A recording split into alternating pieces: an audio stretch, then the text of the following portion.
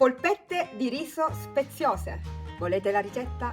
Ma prima iscrivetevi, mettete un like a questo video e condividetelo. 3 gesti molto semplici per voi, ma di fondamentale importanza per me. E adesso realizziamole insieme.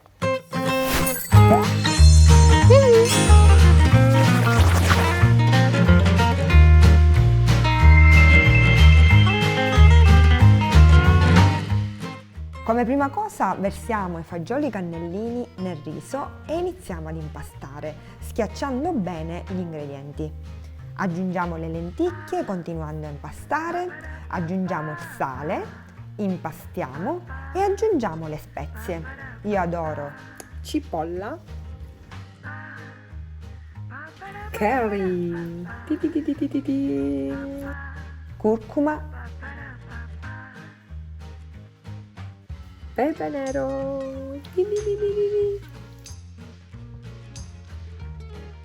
Voi potete mettere le vostre preferite e la quantità che volete. Per finire mettiamo il pangrattato, impastiamo bene e creiamo una consistenza facile da modellare. Vedete? Così. E adesso formiamo le nostre polpette, dalla grandezza simile ad una noce. Ne verranno circa una quarantina. Completiamo con una spruzzatina di pangrattato, così. Pallina per pallina. Per finire, olio, il mio amato olio. Inforniamo in forno ventilato a 200 gradi per circa 40-45 minuti e impiattiamo. Ta-da! E adesso assaggiamo.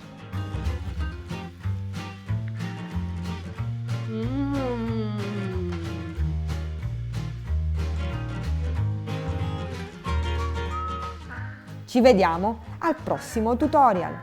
Ciao!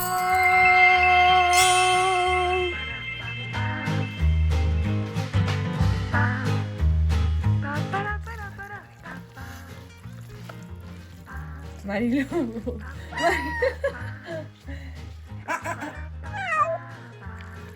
Una noce. Marilucca. Cipolla.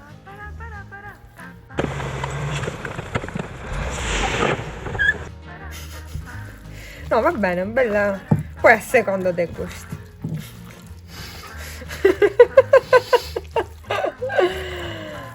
Che profumo di cipolla.